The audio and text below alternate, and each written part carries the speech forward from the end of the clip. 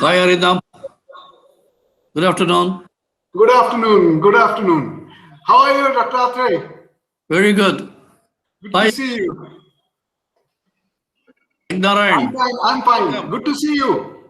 Yeah, good to see you. This is the only way we can see each other now. Yeah, that's right. That's well, I don't know. I mean, I haven't gone to the airport for a very long time. I don't know how it looks.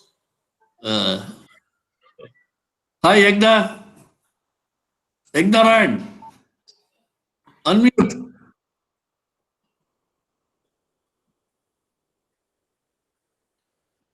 I muted him. Hi, Yagna. Good afternoon. You may not know me, but my name is Yagna Narayana. Hello. Nice meeting you. Yeah. I was at IISc for 20 years in 60s and 70s. Okay. Which department? The ECE. ECE. Department. If you happen to see Hi everyone. if you happen to see the anechoic chamber there, 601. in ECE department, there is an anechoic chamber there. Okay. That was built by me in 1968. Okay. Okay, so hi, I hope you can hear me. I suggest we start. It's 601. So we'll do it as follows. I'll first introduce the speaker. And then a couple of instructions for the audience, and then we'll get started. So first, let me introduce the speaker. It's my pleasure to introduce Arindam. He's a faculty from the physics department in IISc. So here's a brief bio of Arindam. Just 1 second, I have to admit people on the fly. Yeah. So Arindam, his research interest involves fundamental understanding of physics and device concepts in multiple 2D electron systems, with emphasis on transport, optical and thermal properties of layered membranes.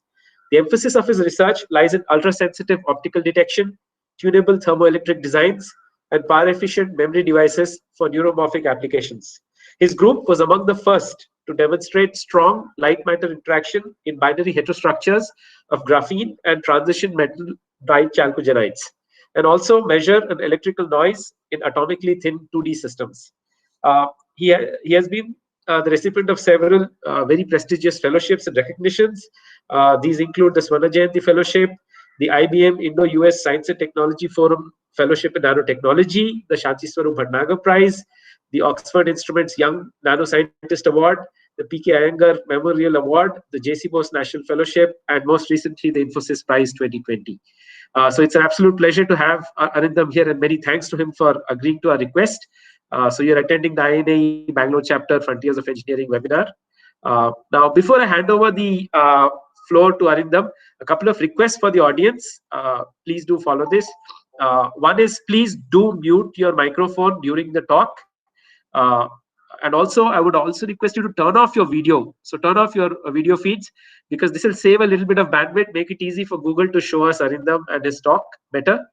If you have questions, please do feel free to ask them. I would suggest that you do it in the chat box. Please type them in the chat box, and I'll read them out at the end of the talk.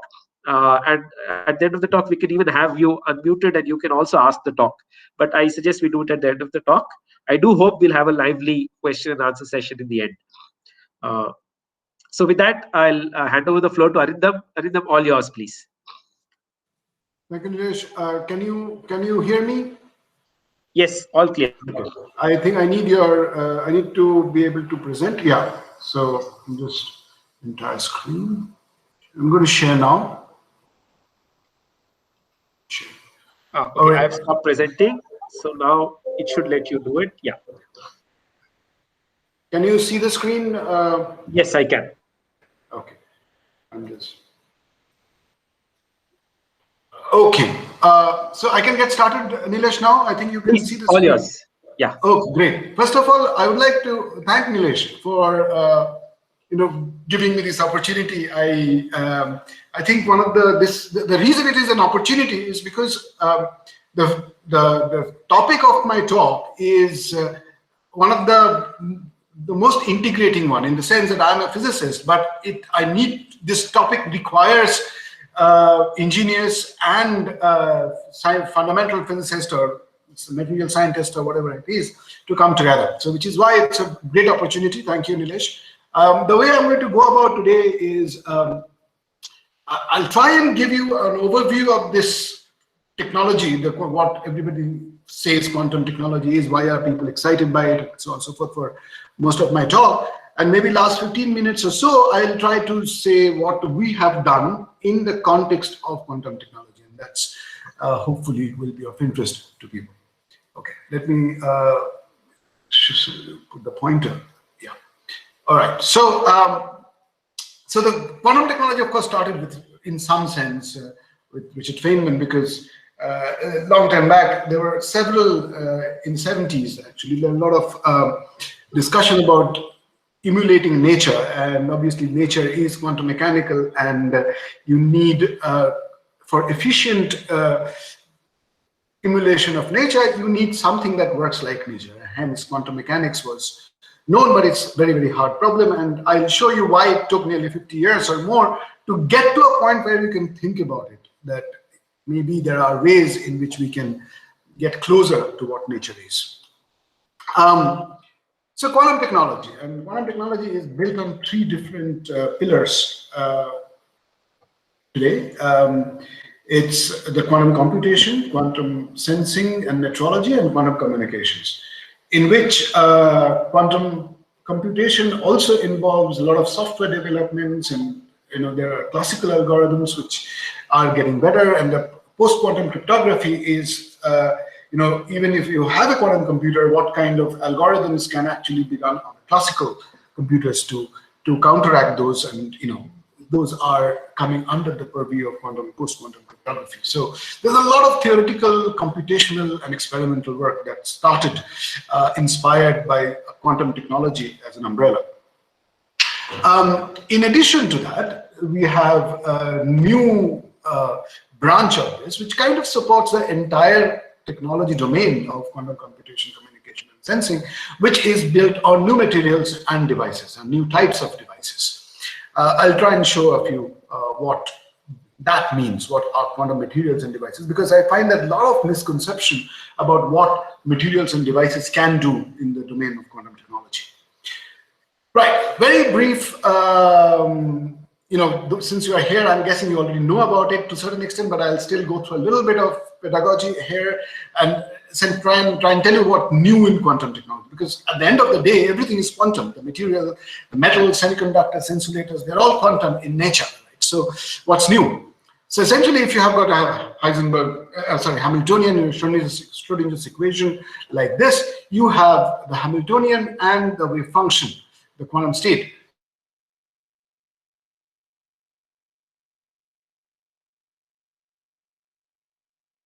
Now, what happens is that usually the old quantum, the earlier concept of quantum, was to engineer the value of the probability of a particle. That means in a semiconductor, you create a band gap where the psi square is 0. In a metal, there is no point in energy where the psi square is 0. Right? So it's essentially engineered the magnitude of the quantum wave function. And the quantum wave function, of course, has large number of possible energies. So if you solve this differential equation, of course, you get wave functions which are mutually orthogonal to each other, and corresponding to each of those eigenstates, you'll have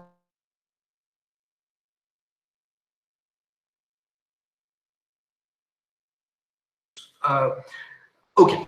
So if I consider the earlier quantum was primarily to engineer the magnitude of psi square, the new quantum technology is built on something, 3 of the quantum mechanics hidden properties. Okay, one is called quantum superposition, where you have a state which can exist in 0 and 1, but in a quantum superposition, the state psi that I just talked to you about can stay in a superposition of the 0 and 1 state. So technically, it can stay in infinite number of points on this sphere, which is called a block sphere, and given by the the angles theta and phi.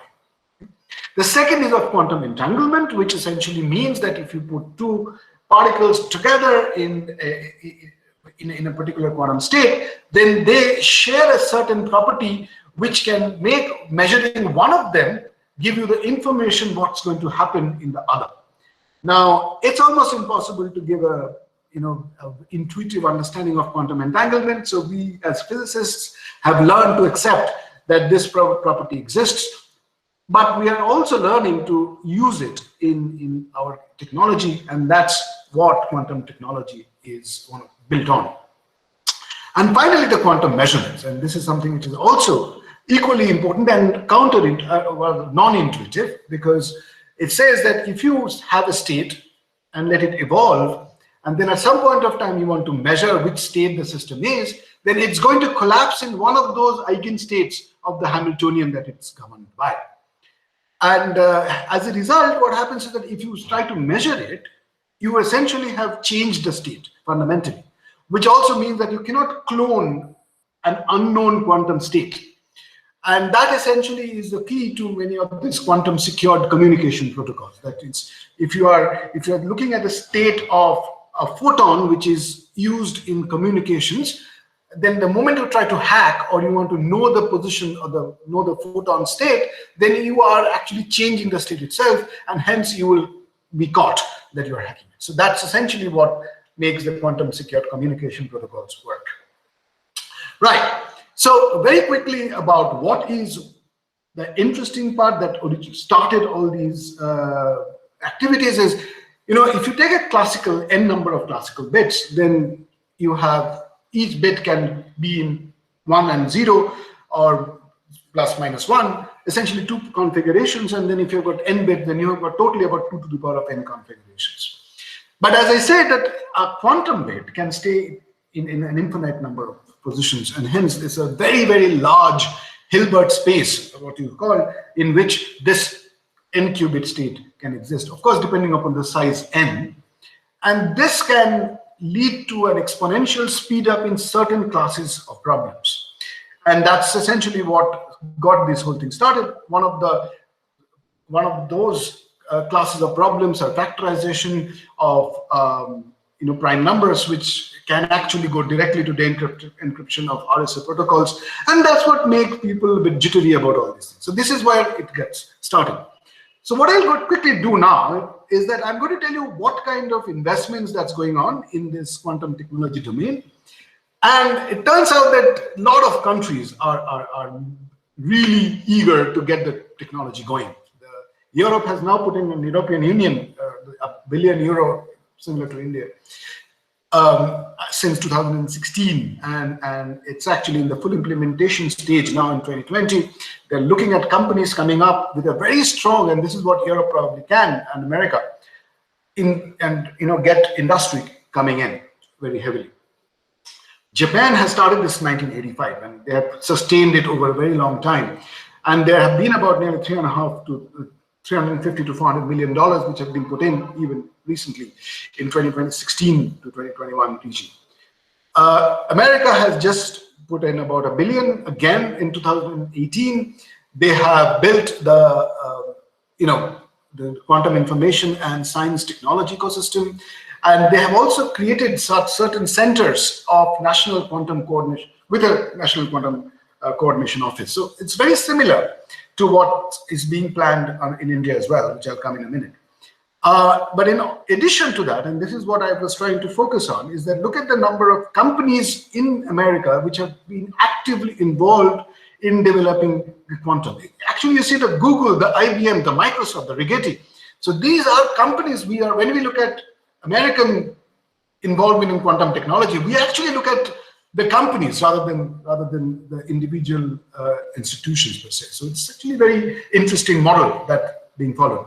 China, of course, is complete mystery, and there is no doubt that they are investing heavily in the communication aspects. There's no information about what is the industry part there, how much is state and how much is industry being dividing among each other.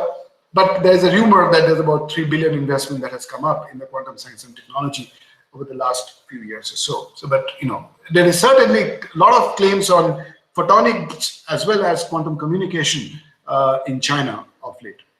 Okay,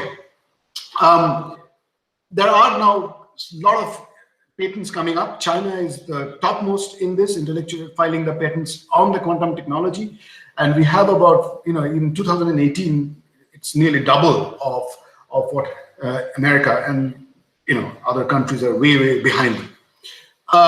But what's interesting now is that there are a lot of companies coming up, and this is probably why we need to get our act together and start discussing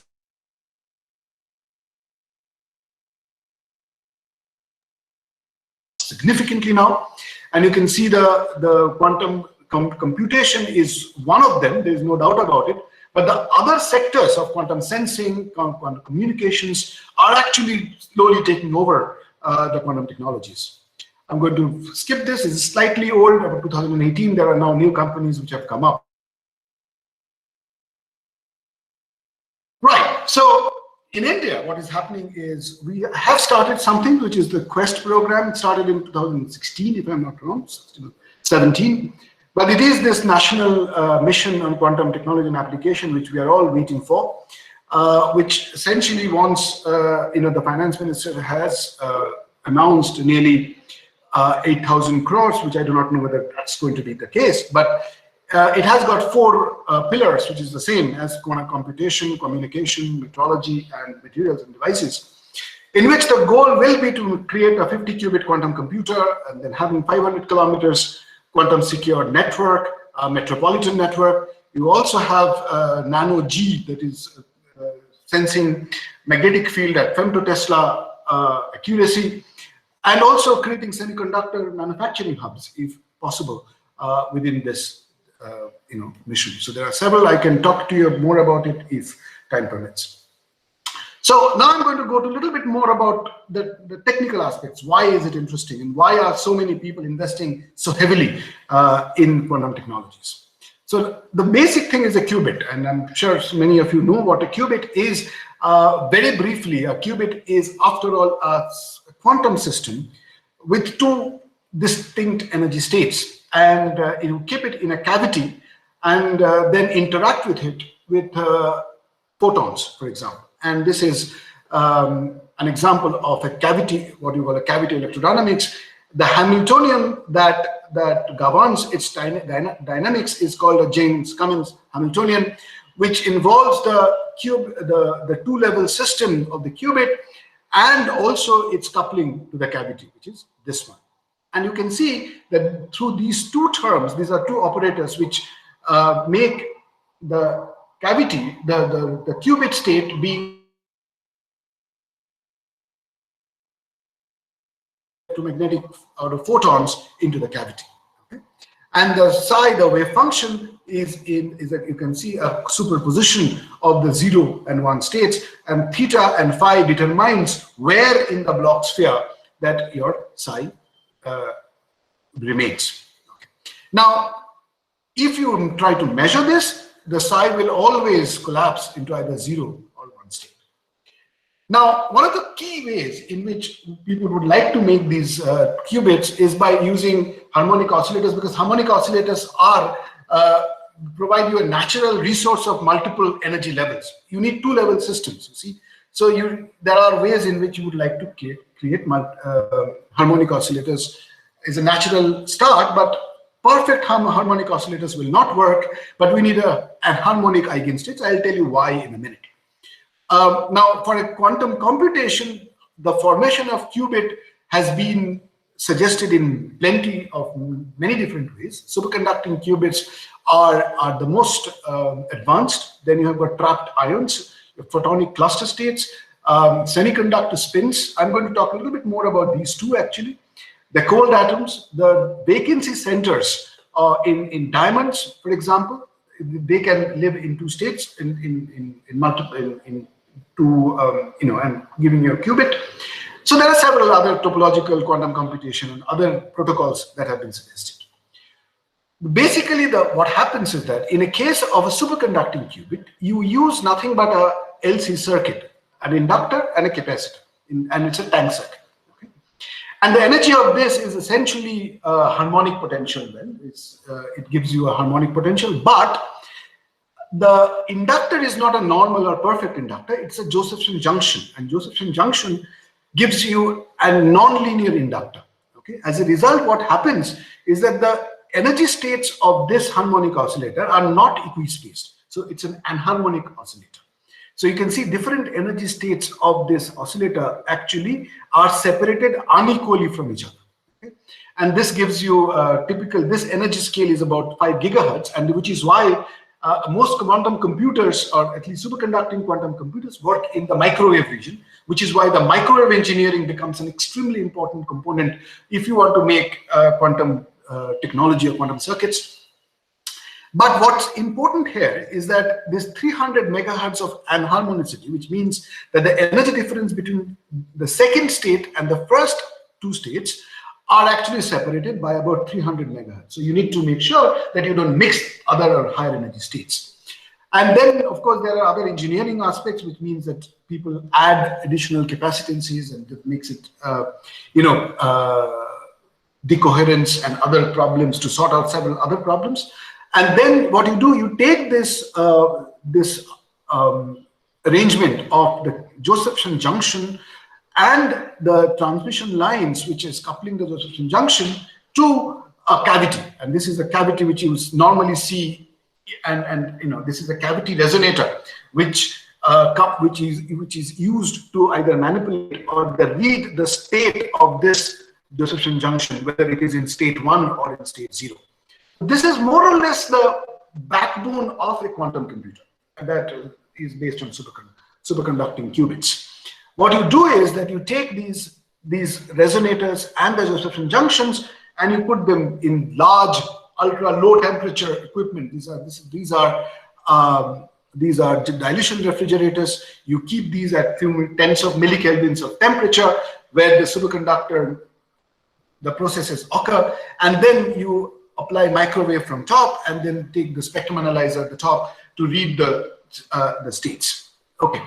Now with these, what you want to do is that you look at the quantum computing is to establish what you call a quantum supremacy.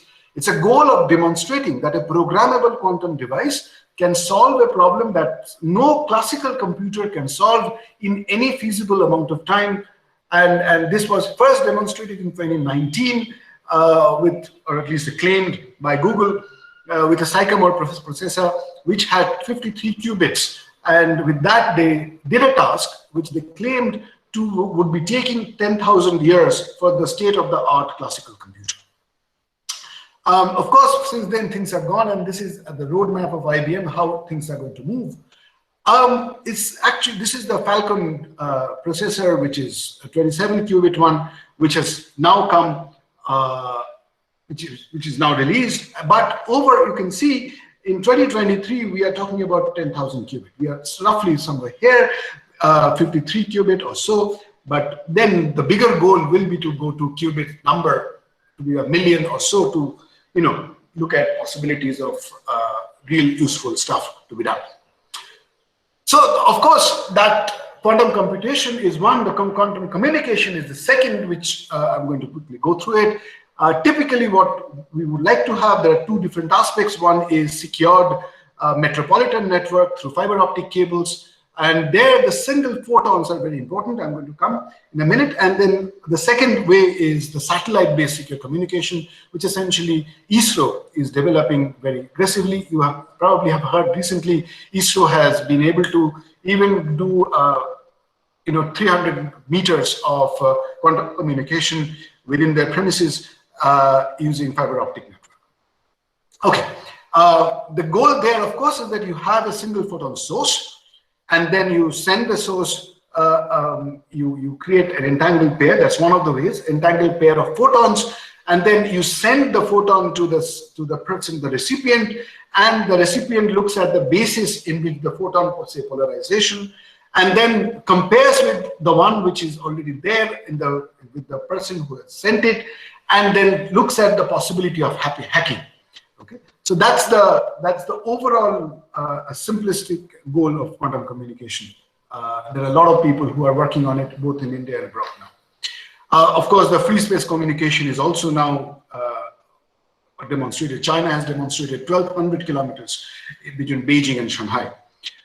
Finally, the quantum sensing, and this is something which I believe is going to make a lot of direct impact on our day-to-day social, social network and life. There are many aspects of quantum sensing and metrology. One is, say, atomic sensors, where you take atomic vapor cells or neutral atoms or ions, and you can make, the gravimeters or gradiometers, which will look at various aspects. For example, the G, the acceleration due to gravity, and rotation, gyroscope rotation, detect them extremely small in number. I'll show you how in a minute. Then you have a displacement sensing. You can measure displacements in the order of 10 power minus 21 meter in LIGO, for example, and looking at gravitational wave detection. And displacement sensing is one of the key aspects of quantum sensing. Atomic clocks, where you would like to look at atomic clocks which will give you time with an accuracy of 10 power of minus 19, 1 part of 10 power of minus 19 or 18, which will enable someday for clock synchronization so that your GPS doesn't require the satellite per se. Okay, so clock synchronization is something which is one of the major directions for atomic clocks. This is, by the way, is already commercial, and there are a lot of companies which are providing service for this. Magnetic sensing, for example, single spin detection, and that's going to take MRI to the ultimate, looking at brain cell imaging, magnetic sensing, and cancer, so on and so forth. So there are a lot of applications of detecting magnetometry for single spins. And finally, quantum imaging. And quantum imaging is, looking at images through ghost imaging, looking at quantum radars, where you can detect an object in extremely bright background. So there's a huge amount of possibilities that come in quantum sensing and metrology component. To give you an idea about why this is so interesting, I'll give you this example of atomic interferometry, which is what is happening so far. Interference, so far we know that has been primarily done using light. The old Michelson-Morley experiment, where you take light and get it reflected between two mirrors and then make them interfere, is, and look at the interference fringes to see the displacement, and this is what is happening in LIGO. So atom and interferometry is new in that sense. And the whole reason why people are excited by, excuse me, is because of the wavelength of atoms. Now you're talking about de Broglie wavelength of any quantum particle is h, the Planck constant, divided by mass and its velocity. So if you take some body which is rotating at an angular speed of omega, you can see the interference or the change in phase of an atomic wave is about 10 orders of magnitude larger than the change in phase of photons. As a result, what you can do is that you can sense rotation by orders of magnitude larger accuracy. You can say rotation shifts the position of the beam splitters. These are beam splitters. If you rotate it a little bit, then it shifts the position and it introduces a change in the path length. And that path length is changes the phase, and that phase is detected. And because it is rotated, it is so much more sensitive, you should be able to sense rotation at much lower accuracy. This is the same thing that happens in gravity sensing. What happens in case of gravity? Because of gravity, there's a rotation of the velocity of the atoms, because atoms have mass, photons don't. So because of gravity, atoms change their velocity, and the velocity changes their wavelength through this relation, and the change in wavelength again changes the phase, and the phase is detected accurately. So that's where the huge sensitivity that's going to come in. Okay. There's another interesting idea about quantum entanglement that I told you about, and let me just give you an example. Suppose you want to measure the length of an apple. Okay, I'll do it.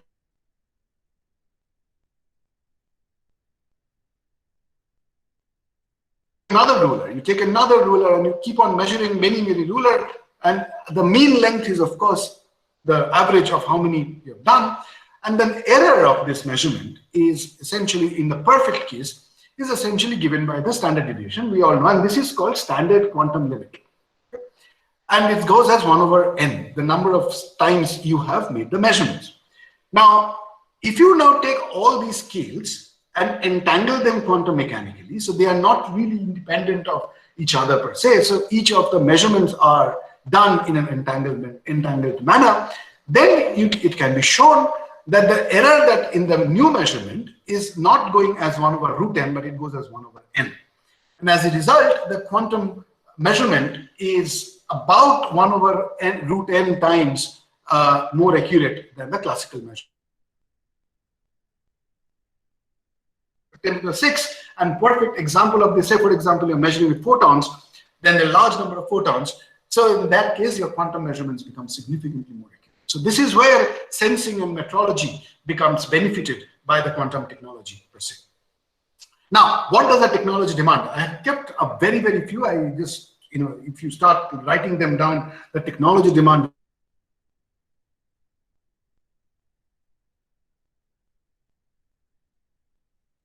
At 10 qubit, 50 qubits. Tomorrow, we would like to go to 1 million qubit, for example. We're talking about superconducting wirings, which are no longer in planar geometry. One has to go three-dimensional, and IBM is already going big way in that direction. And as a result, we are now looking at RF electronics, which with superconducting circuits that are separated, vertically. And one will have to look at appropriate geometries, appropriate layouts, where the energy dissipation is small, and because you need to maintain the superconducting properties. Right? In addition, we are talking about completely new demand on RF electronics. You have got multiplexing, because you have to read the qubit state, you have to send the pulses for gate actions.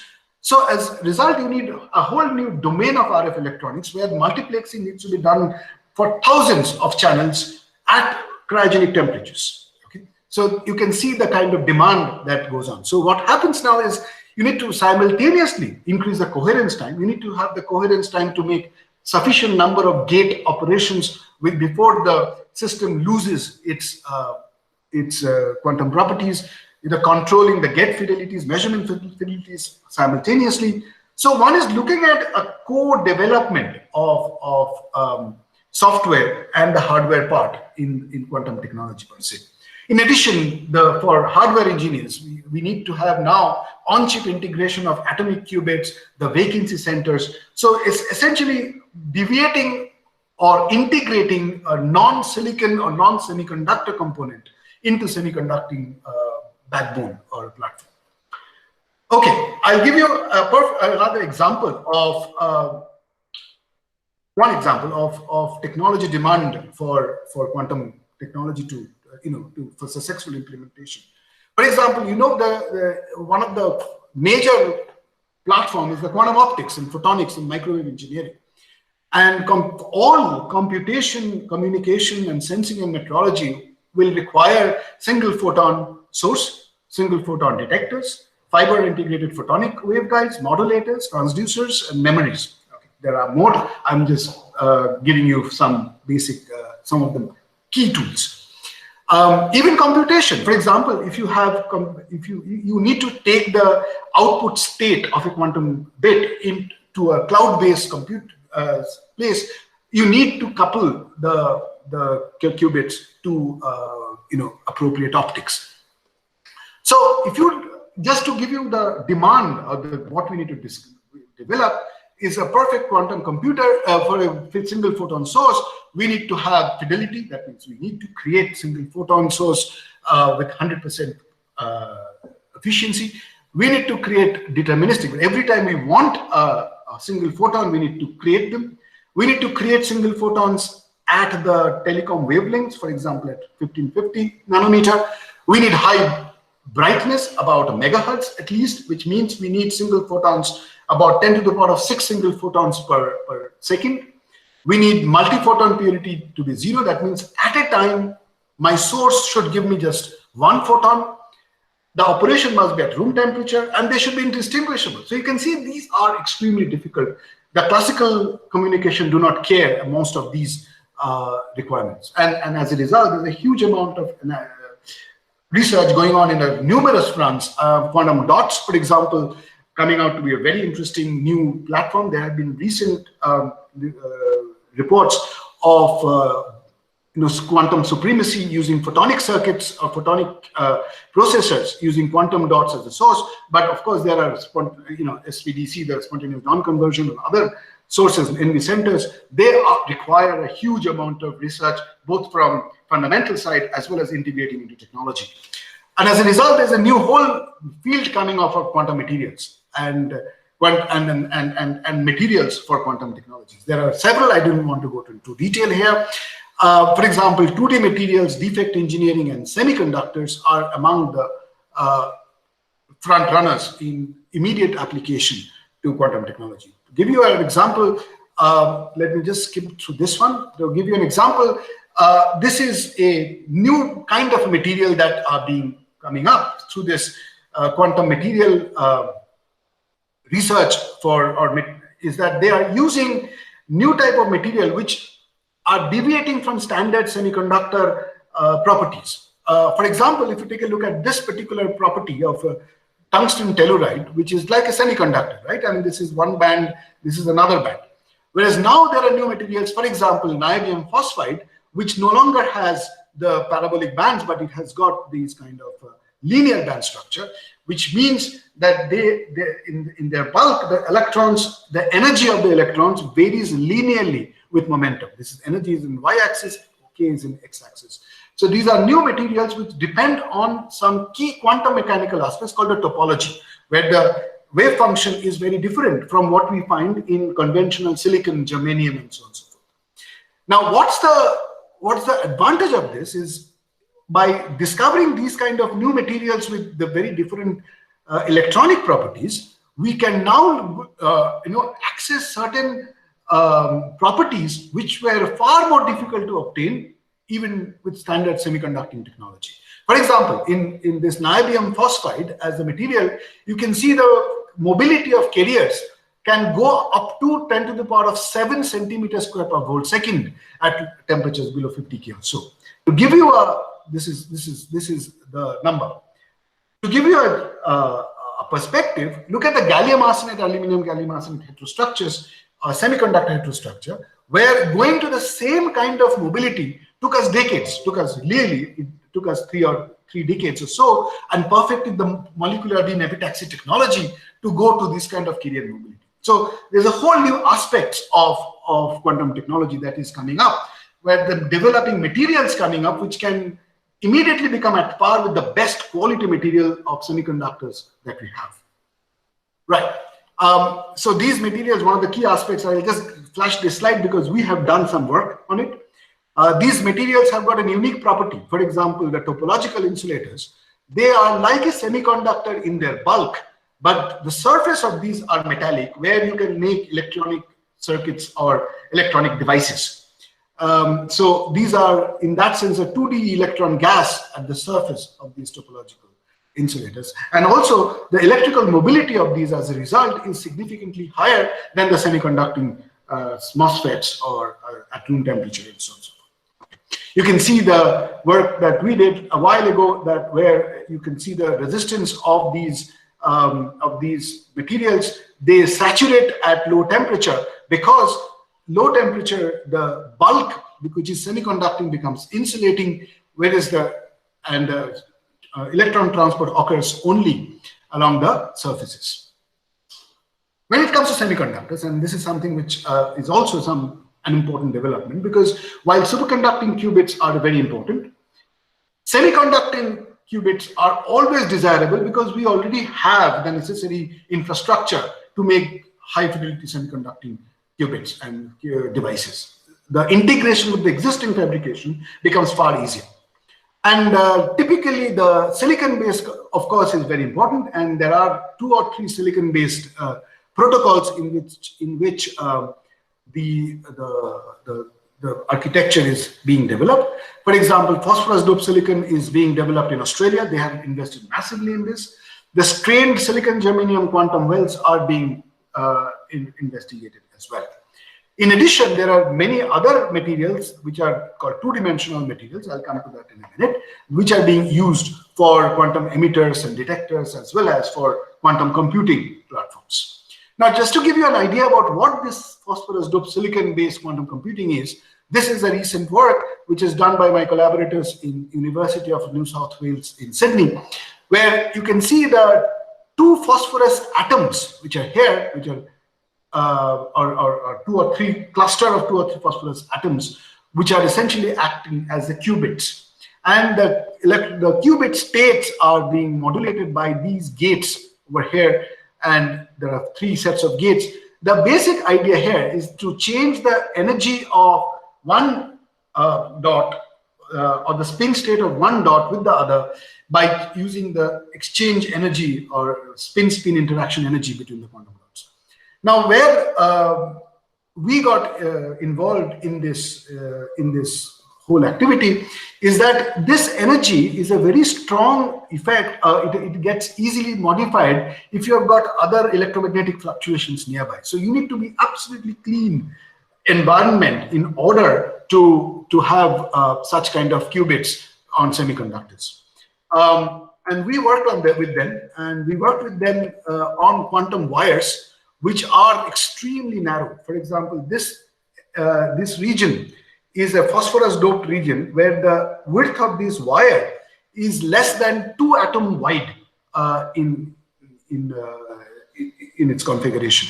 And there are gates with which you can change the number of electrons in this very, very narrow wire.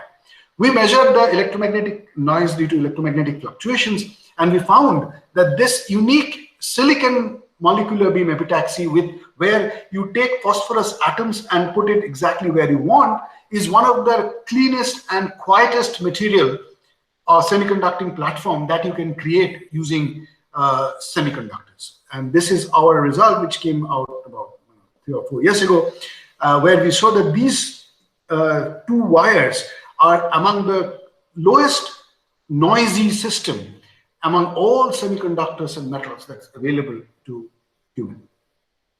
Right, and the similar kind of results were obtained in quantum dots. I'm not going to, they are extremely clean and stable. So we must think about investing in a new kind of semiconducting technology if you're getting semiconductor interfaces. 2D materials are also very important. They can sort of give us topological matter. They can give us novel superconductors. They can give us magnetism. They can act as wonderful quantum emitters, photon sources, photon counters. I'll show that our work on that. And then bolometers, ultra-fast bolometers for single photon detection, and also quantum sensing with the spin defects in boron nitride. So there's a 2D material gives you a unified material platform in which a large number of possible objectives of quantum technology can be satisfied. I'm going to skip to this. There are about 40 or 50 2D materials where basically the reason they're called 2D material is because they are essentially 2D, which are where the individual planes of this material are weakly connected to each other. Okay? And their graphene is one of the major source. And then after graphene, there have been several other materials discovered, like molybdenum disulfide family, like the chalcogenide or bismuth family. These are thermoelectric materials as well, and also some of the oxides. We did some work on this. We found that we can use these 2D materials in completely different way, in which you can, if you confine the charge flow of these 2D materials along their boundaries, we actually can access completely dissipation-less ballistic electron flow at the boundary of graphene. So this was an earlier work. So 2D material is an excellent resource for quantum technology.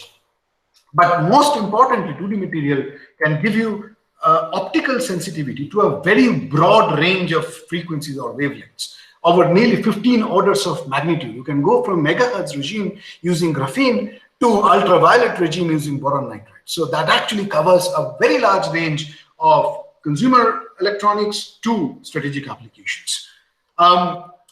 As a result, there has been a lot of work with quantum emission and detection in 2D materials. For example, this is, you can see that when you shine light, the current increases dramatically in a single atomic or molecular layer of molybdenum disulfide.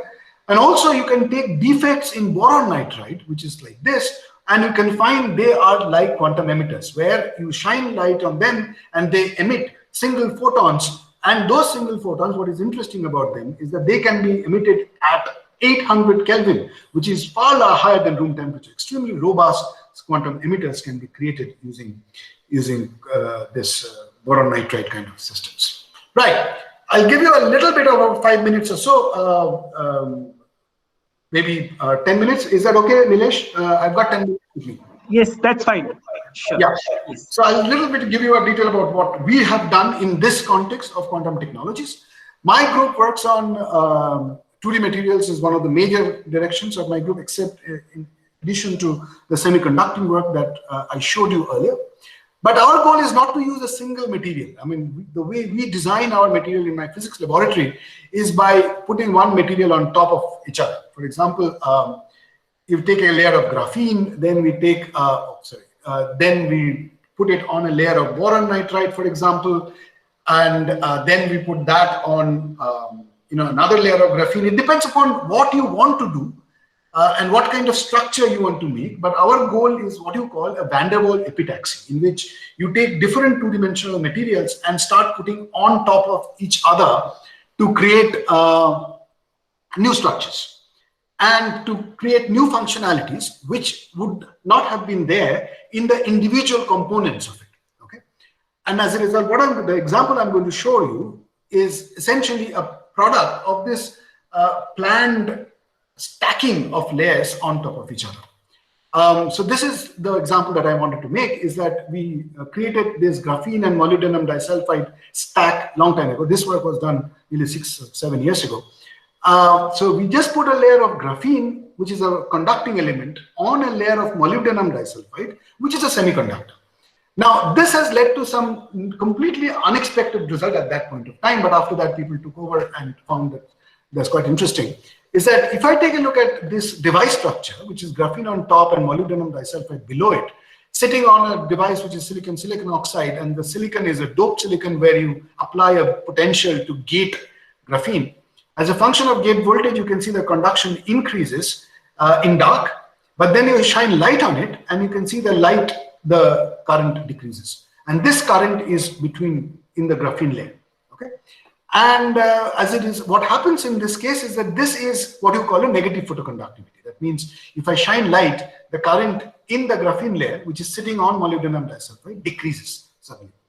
Now, what I found is that this decrease in current, if I divide it by the power of light that I have hurled at the device, is an extremely large number. It's a 10 orders of magnitude larger than the intrinsic photoconductivity or photoresponsivity of standard bulk semiconductors like silicon or things like that, which you have in your cameras or in your computer and so on. It's extremely much more sensitive. So the question is, at this point of time, it is the most sensitive photo active element that you get available. So it's a paradigm shift in some sense in photo detection, and I'll give you a very qualitative answer on why is the case. So what happens is that when light comes and hits the semiconductor, which is the molybdenum disulfide, it creates an electron and hole pair, the electron and hole, and in which the electron essentially goes in graphene and starts giving the current, while the hole stays back inside the semiconductor. So this separation of the electron and hole physically, because of the stacking of graphene and two dissimilar material altogether, which are two dissimilar material, yes, but they are still put together within few angstroms, 2 or 3 angstroms, gives you the ability to have extremely high optical gain. This optical gain is the lifetime of the charge transport divided by the electron hole separation, which is about 9 orders of magnitude larger than conventional semiconductors. Excuse me. Quickly tell you where is the paradigm shift. If you take a look at standard avalanche photodiode that is there in the market, it's used for single photon detection. It has an absorber layer, an N-type, and the P-type receiver layer. And there's a region where it is amplifier, where essentially the carriers generate and amplify. Okay. The problem in this architecture is that the current path from source to the drain lead always goes through this amplifier region where it recombines quite randomly. So as a result, even if you have a large optical gain, it doesn't make sense, or it doesn't help you in getting better sensitivity beyond a particular point. So this is the conventional technology. But what we have been able to do by doing this stacking of graphene and molybdenum disulfide, we are able to make these graphene absorber region completely separated from the current path region. This physical separation gives you a completely noise-free gain. We can go to 10 orders of magnitude larger gain than conventional avalanche photodiodes, and yet we can get very high response. We have now been able to make these in single photon detectors. What I'm showing you here is that the change in current in different pulses, and we have been able to make these single photon detectors at much higher temperature than existing technologies. And we are now working on it to make it more reliable and understanding much faster, and so on and so forth. I'll not go in much detail except for one. This is my last technical slide.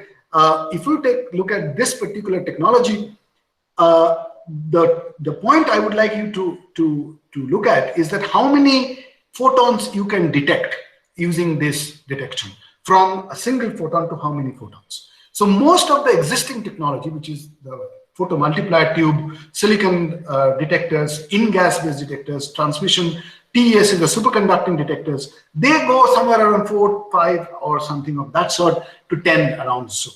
This particular technology of bilayer graphene or graphene MOS2 structure that we have created here can go up to 1,000 to 10,000, up to that many number of electrons that you can see, photons that you can detect. The dynamic range is staggeringly high.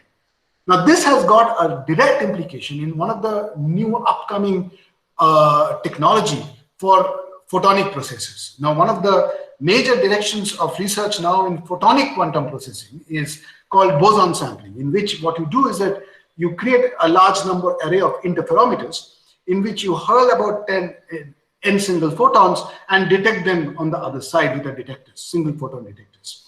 It has been shown, I'll not go into the details of it, it has been shown that this is a hard problem to solve, to know the distribution of photon number on the output from the given the input. And this is a classically hard problem, and hence this platform is now being used for photonic quantum computation or photonic quantum processing. Now, one of the key requirements of this is number resolving single photon detectors, in which the detectors should be able to find out how many photons have come out at each output. Now, this is actually this has been a technological problem for a very long time.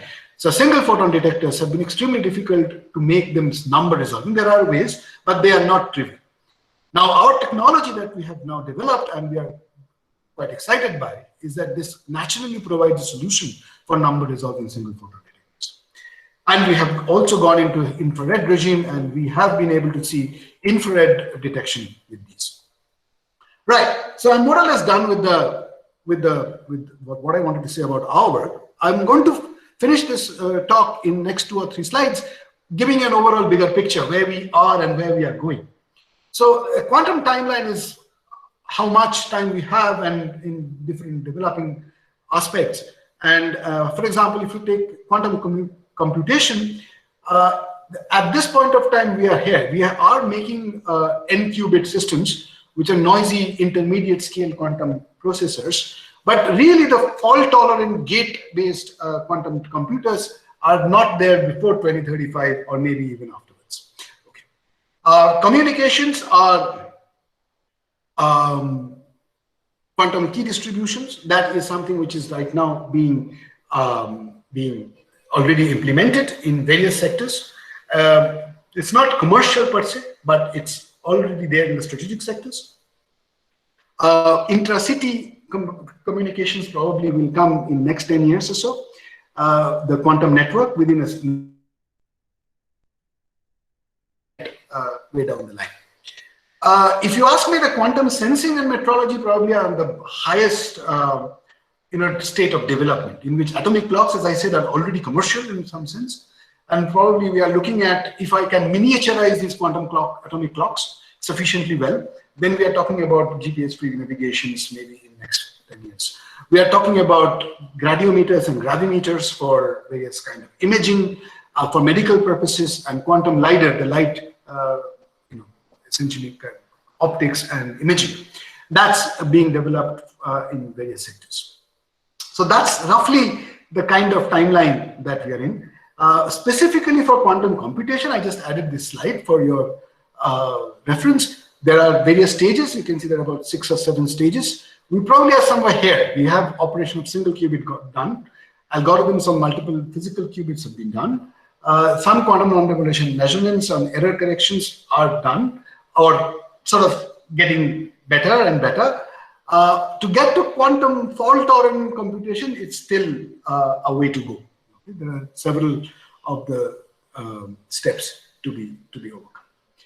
Right. So, what's different about quantum technology? And this is one of the things that is different in the sense that science is still evolving. We still don't have a complete mandate on the superconducting qubits.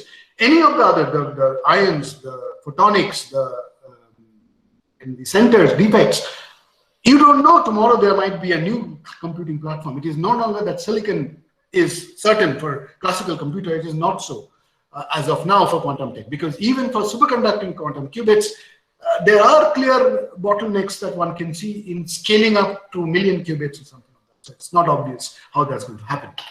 But even then, there are well-defined global goals. We clearly have where we want to reach, whether it's quantum computation or whether it is about quantum internet, whether it's about sensing with, at femtotesla magnetometry, with femtotesla resolution. We have a clear goal, which is again very different from overall mandate of nanotechnology, for example, where you do that kind of work to find out what is in store, what are the interesting properties, and there is a lot of discovery aspects there. It's slightly different that way from nanotechnology. There's an important aspect of quantum tech is that when doing quantum technology will have natural beneficiaries in other technologies. For example, dark matter detection. You have single photon detectors, multi-channel single photon detectors are essential for dark matter detection and various astronomical purposes. You have high mobility topological materials can give rise to now a good run for their money for high mobility semiconductors for for electronic applications. Optoelectronic sensing for smart sensing applications as well.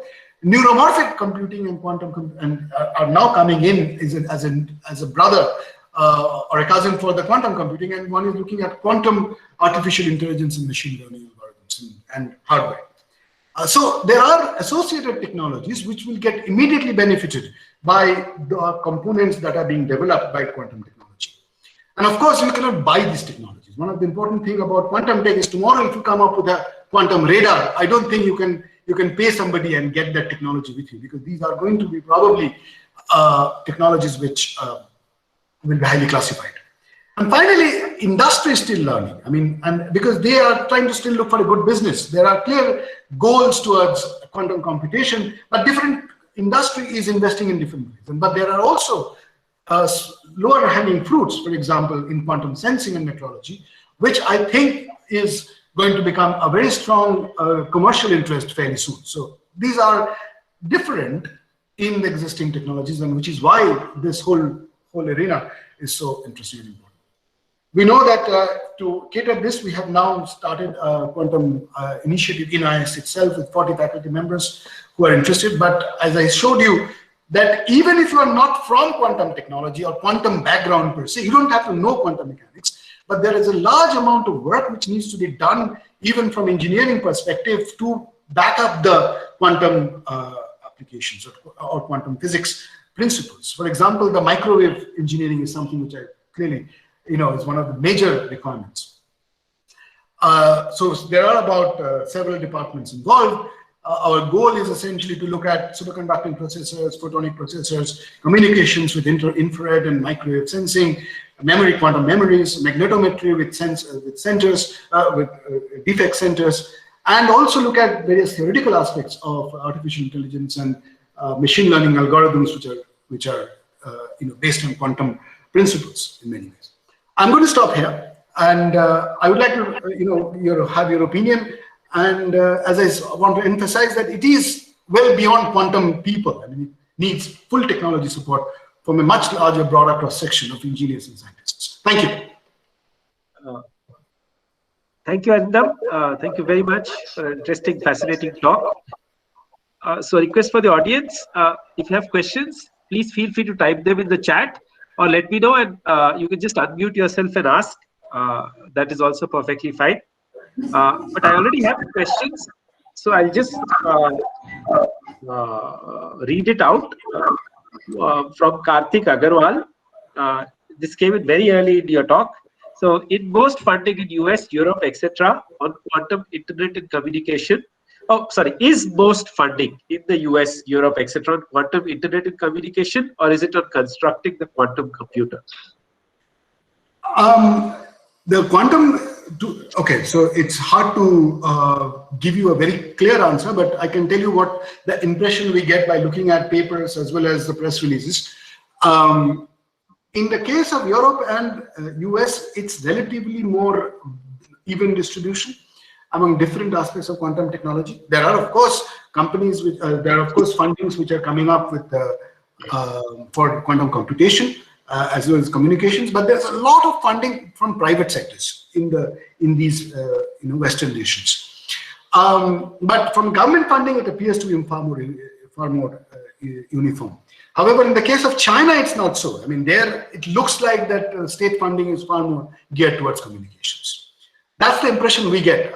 I don't know whether there's any additional inside information, but that's the information I get from the literature. Thanks. Another question that was asked was, how does IBM plan to increase the number of qubits so rapidly? Is it just marketing? I don't know. I mean, of course, there are clear roadmaps, and of course, they are evolving their strategies of integration every day. I'm sure they have got a massive infrastructure as well as resources to implement these integration. Yes, I can see that probably the latest ones are called heavy hex. I mean, there are. I did show that architecture of how to create this qubits or integrating the qubits. But at least I do not know how will it go to 1,000 qubits. I mean, maybe people who are working in quantum computation directly will be having a better idea. Because at the end of the day, if you want to do with superconducting qubits, you need to have ultra low temperature. And ultra low temperature is not easy. I mean, the real estate for a superconducting transform qubit, a cavity is in the order of a few millimeters. Okay, even if you get them down, going to thousands of qubit is not going to be straightforward. Let alone the fact that the kind of bands of RF that you need to how to manage that. So there are clear challenges. There are no doubt about that, and I'm sure IBM is developing them in their own backyard. Okay, thanks. We have one more question that Professor Srinivas has asked this question. Can we say a certain technology is quantum or not clearly because it is so widely spread? That's a very good question. And actually, one of the important things to understand here is that usually we say a technology or a material or a device is quantum when it's enhanced by certain quantum mechanical principles. As I said in the beginning, at the end of the day, any material, any semiconductor is a quantum system. And any device, because it's electrons which is involved, is a quantum system. So what's new about this new quantum? Why are we suddenly saying quantum? So the way I distinguish between quantum systems is that it needs to be enhanced by some of these new hidden aspects of quantum, which was not being used before, whether it is through quantum entanglement, whether it's a two-state system which are in quantum superposition, or whether it's something which is, measurement-oriented entangled system. So when it is enhanced with quantum, we call it a quantum technology. So that's how we distinguish different technologies. Thanks. There's one more question question from Madhukar Kotwal, and I'll read the question. I have a layman's question. India missed out in the semiconductor field and therefore fell back several years. Is there a possibility that we can bypass this handicap if we move ahead in this rather nascent field? Do we have sufficient funding for this purpose? Absolutely. Actually, this is something which is the most important point to be taken home. You see, the semiconductor technology, yes, you're absolutely right. I mean, we have missed the bus for certainly.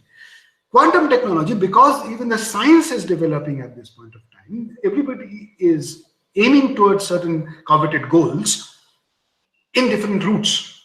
The winner is still not clear. So if we can invest sufficiently now to know the technical know-how, to get the knowledge base in place, so that the moment we get the final direction that this is the final technology, we will not be following somebody else, but we can develop it ourselves. Right now, there are two aspects that is required. It's not just the funding. Funding is absolutely required. There's no question about it. But we also require people. What the biggest problem right now in India, particularly in the quantum domain, is the number of people who are involved in developing this technology, which is abysmally small, factors of 10 smaller probably than most other nations which are developing this technology heavily. And partial reason behind that is that many people still believe whether they can contribute to quantum technology development. And the answer to that is yes, even if you do not have a quantum background, it's the technology domain is so vast that you do not need to have quantum technology, quantum physics background to contribute to quantum technology. Okay, excellent. Thanks. If there are more questions, please. Nilesh, may I interfere here for a second? Please. Arindam, Yeah. I was very pleased with your last two slides where you showed a time frame of about 20 years for quantum devices and so on. So my comment is mainly based on my experience with electronic systems. Right. It has produced outstanding electronic system designers, integrators, conceptualizers, and so on. Right. I was shied away from looking at devices and did not invest anything in devices. Mm-hmm. And by the time we started putting in devices, even in infrared sensors, we didn't even develop a MCT detector. Number of programs we placed, but nothing came out. That's right. We have a 20-year approximate time frame from your graph. What is that we should do to convince both the industry and the government? Look, this technology is going to come. You can't shy away from it. Sooner or later, we have to include this. What is that we should do? Okay. Sorry. It's a general question because we generally miss the boat. We produce researchers, but we don't produce devices and them systems. Right. I'll tell you, Dr. The major point I would say here is the ecosystem of research in these directions in quantum related products and their translation must start simultaneously. This is something which I believe is going to be one of the key changes which is not happened in India in any other technology domain, I mean hard-based technology, because and it is possible. There are, as I said in my talk, that what we need to do here is that we need to have sufficient funding from both private and public sectors and have an ecosystem in which the scientific research is immediately translated in some form of output product. And this is something which quantum technology can trigger, because there are sensors that are being developed for smart sensing. There are algorithms that are being developed. There are smart city applications. So it is possible to invest in a quantum technology domain in order to get products that's going to affect a multitude of other technologies. I think if that becomes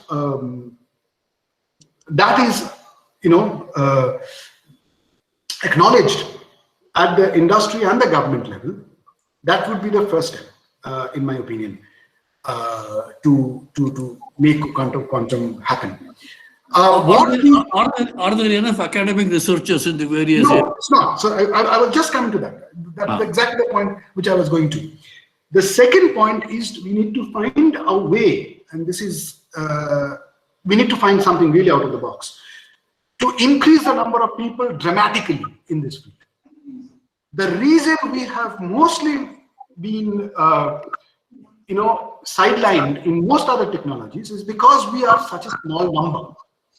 And you have to find a way in which we should increase the number of people working in this technology in either directly or in peripheral manner by at least 5 to 10 times within extremely small time scale, within next 2 years, 3 years at the most. If you want to create a serious impact globally on this technology. And how that will happen, we had these, we need to have the consciousness among people about, even if you're not quantum, you can still contribute. We have to go